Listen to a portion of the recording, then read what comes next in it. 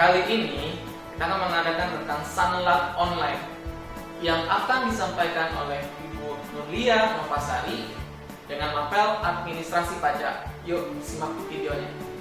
Assalamualaikum warahmatullahi wabarakatuh. Apa kabar anak-anakku sekalian? Semoga kita selalu dilindungi Allah Subhanahu wa Ta'ala dan diberikan kesehatan. Amin ya robbal alamin.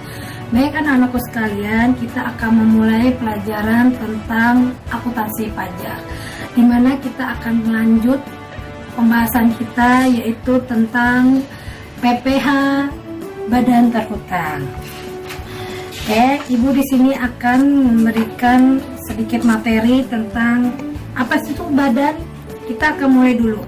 Badan adalah sekumpulan orang atau modal yang merupakan kesatuan baik yang melakukan usaha maupun tidak melakukan usaha. Contohnya PT, CV, perseroan, BUMN dan sebagainya. BUMN contohnya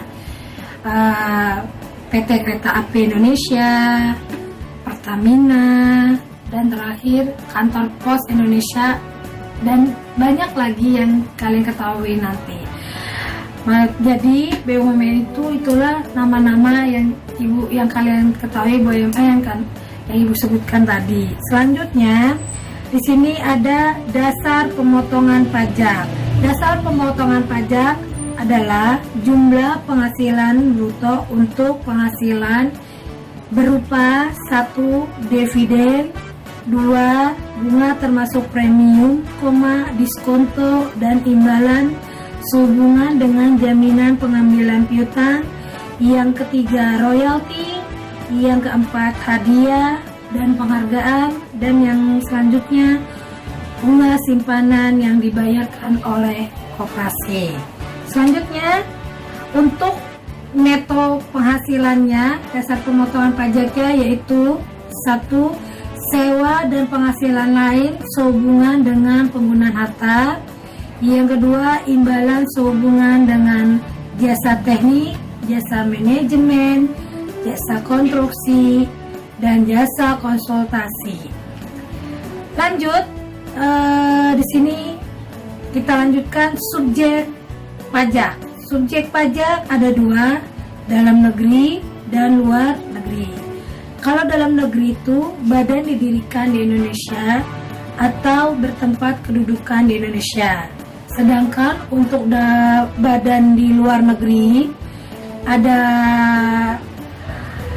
beberapa, yaitu 1. Badan yang tidak didirikan atau bertempat tinggal kedudukan di Indonesia. Yang B.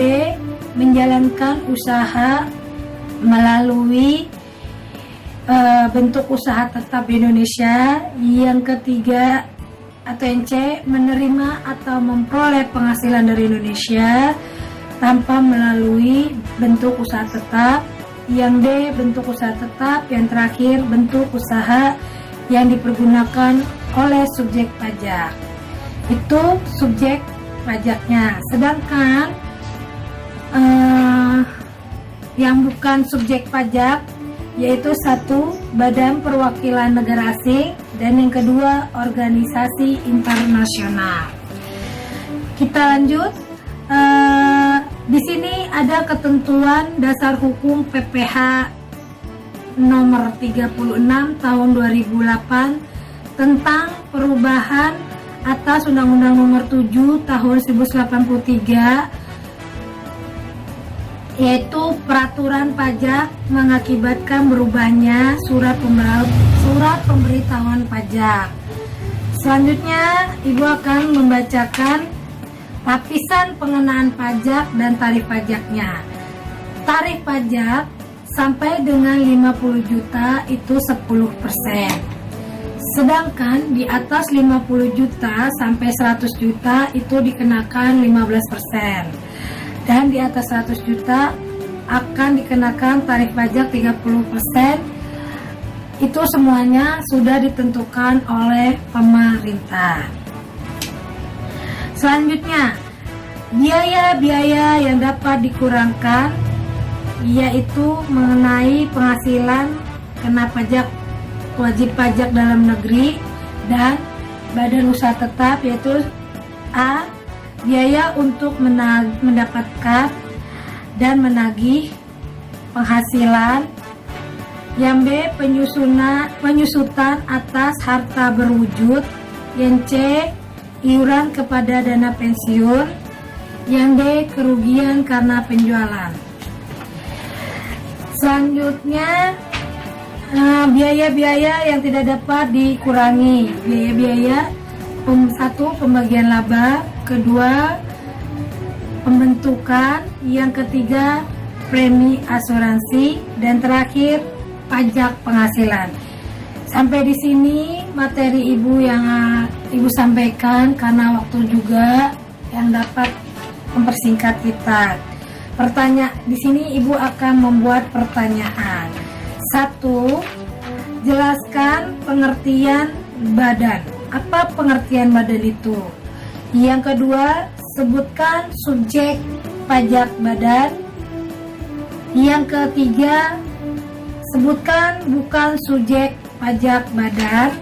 Dan terakhir, jelaskan tentang Undang-Undang Nomor 36 Tahun 2008